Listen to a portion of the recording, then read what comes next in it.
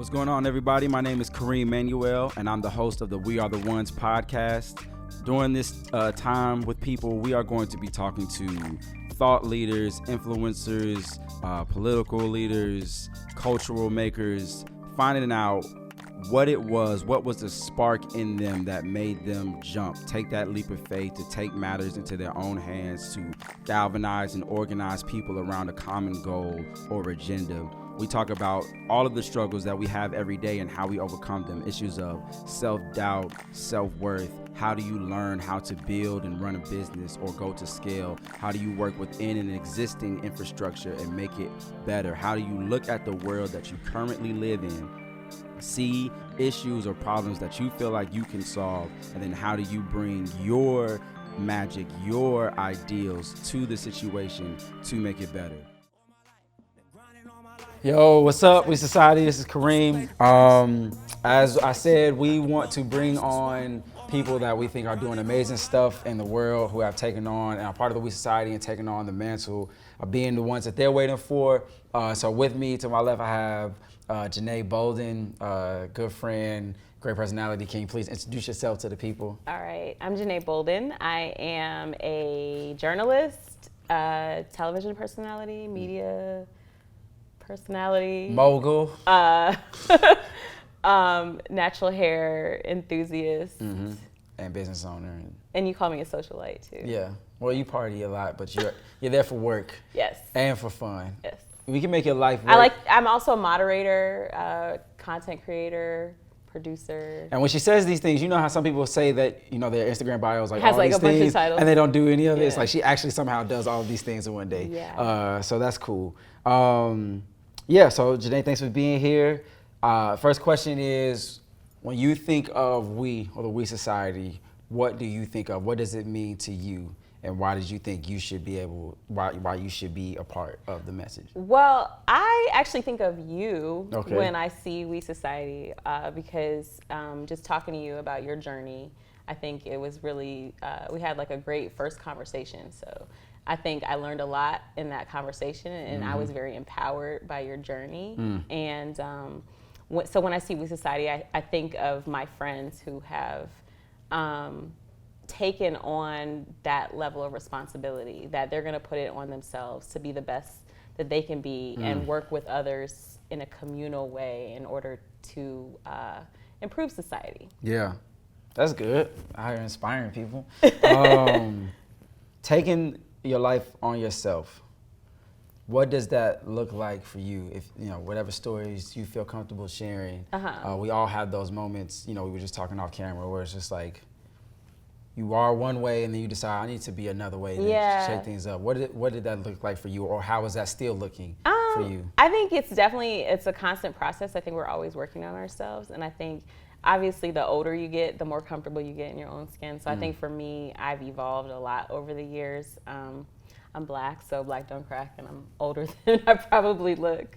But yeah, I'm still evolving for sure. I think there were a lot of things I had to overcome. I think one of the early tests that I had, I grew up in Iowa City, Iowa. It's very Midwest. It's landlocked. It's not a lot of other people of color there. I've had some of the most racist experiences of my life in Iowa. Oh, really? The world's largest truck stop. Are you serious? I-80, yeah. So Iowans really pride themselves on not being racist and being very evolved. So I met a lot of resistance when I was growing up. When I was like, you guys are racist, they would be like, no, we're not racist at all. We're actually, and they would tell me that it was diverse where I lived, but Iowa City actually is, for the rest of Iowa, it's very diverse because the University of Iowa is there. But it was a very isolating time for me. I was very depressed. I was suicidal. All of those type of things. I went through all of that. I felt ugly. I felt overweight. I felt small. I felt alone. I thought no one could understand what I've been through. And I held on to that for a really long time. I left when I was 18. I went to New York, and that solved a lot of things for me, immediately. But over time, it would always still kind of haunt me. And it wasn't until I made it my responsibility to heal from that I really feel like I began to evolve. So that would be one thing. The other thing that happened was I always wanted to be a writer. ever since I was like 4 or 5 years old. Wow. I started to read at a very young age, and I was always taught like writers are poor. I really love poetry first, and it was like poets are the poorest of the poor writers. You're gonna be a starving artist for real. You're gonna be a star. So I was like, okay, well, I gotta marry well. Which I never did. I haven't gotten married. Yeah. So now they'll be marrying well. Yes, now they will if they happen to be so fortunate as to change my mind about marriage, because now I'm kind of like whatever about marriage. But yeah, so from a young age I was like, well, I don't think I could do that. I got to make it a plan B because I have to make money and I have to be stable and secure. I grew up with parents who were educators and very middle class household, very Huxtable-esque. And so I was like, well, what other career can I do? I ended up it wouldn't go away. It was like literally, I took a class for writing. Every day in class, my classmates, my teacher, they were like, oh my God, you're amazing. You're gonna have to be a writer. And I was like, dang, I'm gonna have to be a writer. Got to do it. I got a master's in fine arts at NYU in creative writing. And I ended up, I didn't want to take on any more student loans. So I worked for NYU and I had a great paying job.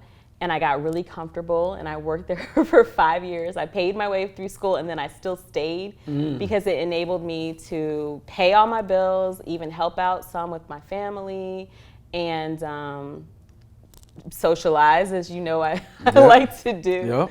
And I got sidetracked for a while, and my mother really was, reminded me like, hey, you really wanted to be a writer, you should just leave New York where it's so expensive, live where it's less expensive, and work on your book. So that was another step I had to take, and just like a leap of faith. So that leap of faith, what happened Well, there? I ended up working for SOHH, a hip hop site. I had a classmate who was like managing editor there. Okay. I had only left New York for maybe 2 months, and he was like, he had seen some of the.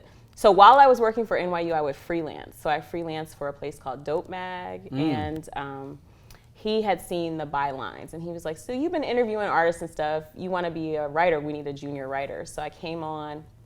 I was making like $500 a month, like literally chump change.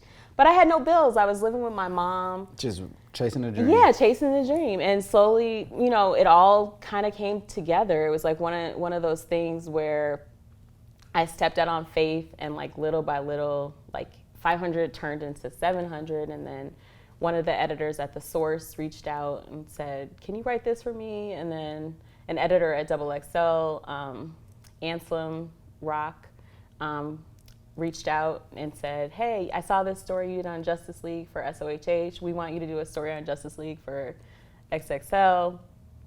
So I was like, all right, this is working. So there was like a period of time where my byline was in every issue of The Source and XXL. It was like between 2007 and 2008, I think, like every month I was getting the magazines like with my articles in them, and it was very fulfilling. But then the recession hit. Yep. So the rates went down. Yep. I was like, all right, now we got to rethink this again. And there was an opportunity at Gossip, and I was like, oh, I'm a hip hop journalist, like I don't know if I can do gossip. Well, you found out you could. I found out I could. I found out I was really good at it. I was really good at actually. The drama and the juice. Yes. So, I mean, I definitely, everything that We Society stands for in that sense, like I have experienced it in my life where like literally just putting in the work and having the faith. Yeah. I have experienced constant favor. I know. So I'm very spiritual. I know you have a spiritual background. We kind of connected on that as well, although you have changed some of your beliefs and philosophies. Always changing and evolving. That's just a part of it. But for me, my faith has really served me very well. Yeah. I feel that every step that I've taken, I haven't been alone. Yeah, for sure. Yeah. For sure. I remember reading one of your Instagram posts, somebody asked you, the new thing, you ask a question, somebody asked you like, how do I become a superstar like you or something? And you gave like the most, I don't know, honest, but it was like snarky and honest and like self-deprecating and revealing of like, oh, well, just doubt yourself for this long and like hold yourself back and think all these things and then realize, and then do the work to fight within yourself. Yeah. And that was, it was a private message. So I don't have any problem with the fact that my friend posted it. Mm-hmm. I actually was happy because a lot of people connected with it, but it was really just like something said between friends. And I never think like, whenever I hear people like quoting stuff, I always feel very intimidated. I'm like, oh, they're so smart. But I know I'm smart, but I'm very like, I like to just keep things simple. Yep. I'm very direct, I'm blunt. Yep. I'm not necessarily the most eloquent person. I think save the SAT words for, gossip headlines. Yeah. Yep. But yeah, it literally, you heard my story. So I went through high school thinking like, I'm not good here. I'm not shining, and then I went to New York and I found like people embraced me. So, that I proved that wrong. But then I had another struggle where it was like, okay, well, this writing career, like I'm just going to be poor. This is like tough. And then I found that I didn't have to be poor. But then it was like, okay, well, what do you do next? And now I'm doing television, but I fought against that for years. People would say, you got the face for TV. Mm-hmm. You got that Colgate smile. Mm-hmm. And I was like, you got to get Colgate to sponsor this. Yeah. Let's speak it into Yeah, come on now. You can make it happen for us, Janee. Thank you. Yeah, so honestly, I really struggled with my appearance for some time. Like I'm just a type A, so I'm super duper hard on myself. Yeah. And I think that's really what I was saying in the message is like we're our own worst critics. And from the outside looking in, for a lot of people, my success is like an overnight success. But for a lot of people who know me and have known me for years, they know I've been grinding. For like a long time. So what would you say to those people who feel, a pull, a buzz? They want to do what they really want to do, but they're trying to play it safe. They, your mom was a message, and I'm sure you had other moments that came. It's like, but what messages would you give to the person watching, listening right now, who's like, man, I really feel like I could be, or I could do, or I could use this skill set to make this type of impact, but I'm just not sure if I should go for it? I would say write everything down, because when you write everything down, it's basically creating a plan. But like, I'm big on the law of attraction and manifesting and all that stuff. Like even with how I made the joke about the Colgate thing, like sometimes you speak things and like you speak them into existence. And I'm constantly telling people like, don't badmouth yourself, and like I hate when people are like, I'm so broke. Like don't say that you're gonna manifest the brokenness. Like you have to know that you're rich, even if you're just rich in your wealth. Your wealth exists in your family and your friends and the amount of love that you have. I say I live a rich existence. I don't have riches, but I live a very rich existence. Exactly. Mm-hmm. Like, and always just when people say like, how are you doing? Like, I'm blessed. So like, I would say like, just really embrace your struggle, but not in the sense that you're saying I'm living in struggle mode or whatever. You're like, you're thriving, you know, and you're growing. And you just have to accept that like, growth is painful, it's hard, it's uncomfortable. Like as long as you feel uncomfortable, then you're probably doing exactly what you need to be doing, like, because you have to change. And it takes that feeling of just like, you're not gonna know that it's not right if you don't feel that like sense of like, okay, I'm not uncomfortable. How do I get into a place that I'm comfortable? And then when you find it, it feels so good. It's like the lights came on and like, it's a great feeling. Like I think for me, a big moment when that happened, well, obviously it happened with work. You'll see that at work when you see the successes and you have your boss saying like, oh, you did a great job. But outside of work for me was when it really like, I had like an aha moment. I produced my first Women in Hip Hop panel in like 2014, and it was a standing room only crowd, and the amount of energy that I got from that room was like literally like a clear message, like, you have found a purpose. Yeah. Will Smith says like the greatest growth is on the other side of discomfort. Yes. And for me, that's what I decided 2 years ago. Like everything I was afraid of, I was going to do. My natural instinct was avoid, be safe. I don't think I'm as daring as you at all either, because even with you asking like, how do people take these leaps of faith and stuff, I still feel like I played it very safe, which I feel like that's kind of why it took so long. And even in my answer to Archie, what I was saying was it took me 5 years of working somewhere as opposed to writing professionally. That delayed my progression.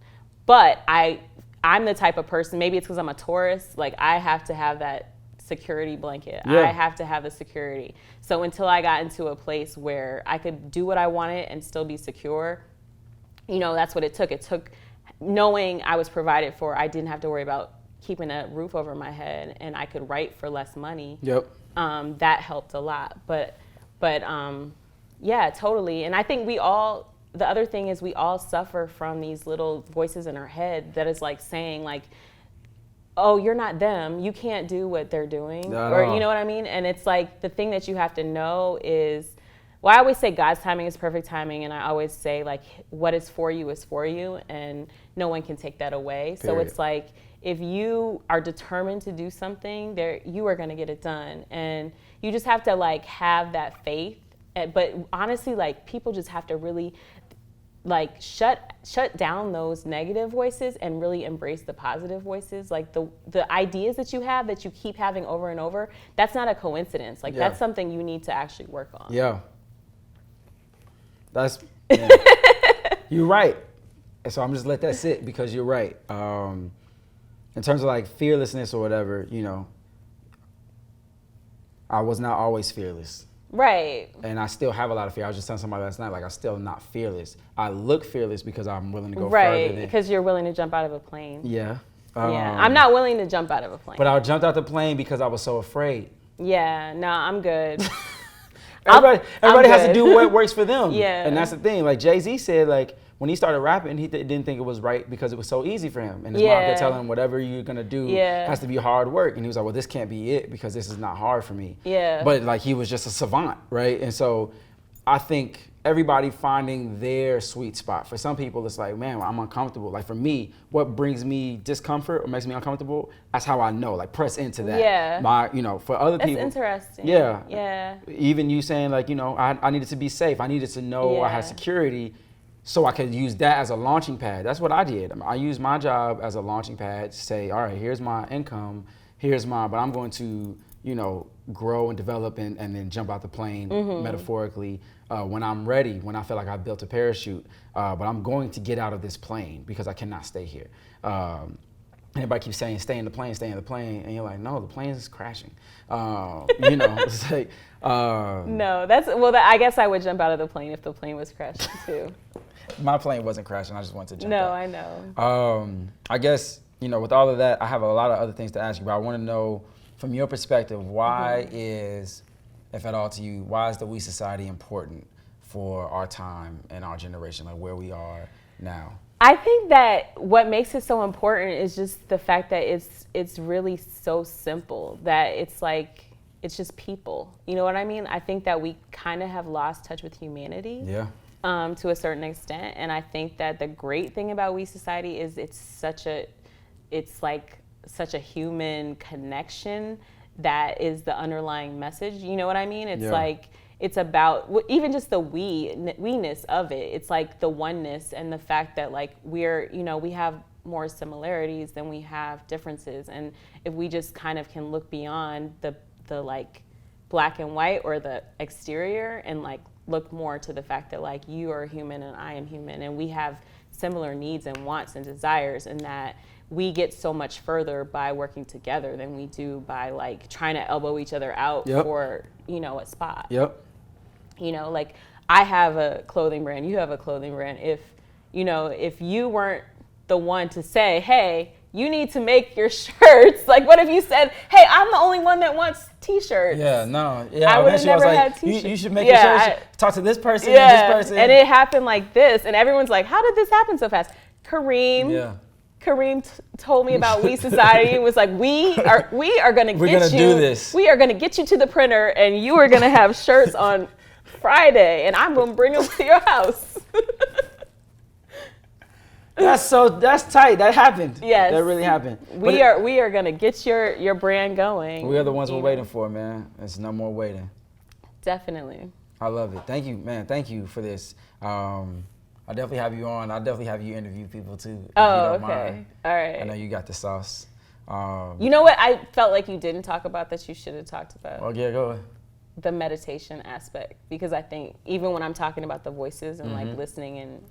Well, what do you want to say about it? Well, I guess, I did talk about it a little bit, but you didn't talk about it. So for you, it's meditation. For me, it's prayer. Yeah. But I think that that's the thing that will help anyone who has those doubts and fears. Yeah. Is like just that stillness and taking that moment. So instead of like rushing from thing to thing and thinking like, I got to get the kids and I got to do this and I got to do that. Like for me, like I also take really long baths. Like that is where I decompress. Yep. And I also like get my best ideas. Like when I just like am being still and like those things that, like I said, those positive things that I keep thinking like, what if I did this and what if I did that? Those reoccurring thoughts are like seeds. I agree. I think we can hypnotize ourselves. Oh, definitely. And that works too. And it's like I was hypnotizing myself for wrong things, unhealthy things before. And like you said, just rehearsing to myself how weak I was, how I wasn't capable or able, how I wasn't, Yeah. I remember I would get into certain rooms with people, like, so my giftedness, my energy would like bring me into a room I really want to be in with the type of people I want to be in. And then I would go, they're going to know I'm a fraud. They're going to know I don't know what I'm talking about. Yeah. Let me stay over here in this corner and just, try not to get in the way. That happened to me. I went to see Sorry to Bother You. I went to an early screening of Sorry to Bother You. And I loved this movie. I thought it was like the most genius thing. And they had like a little reception afterwards.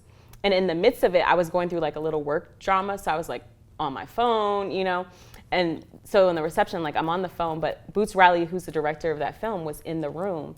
And he was talking to someone, but like the cast and the crew were really there for the influencers who came to the early screening. So they were really there so that I could talk to them.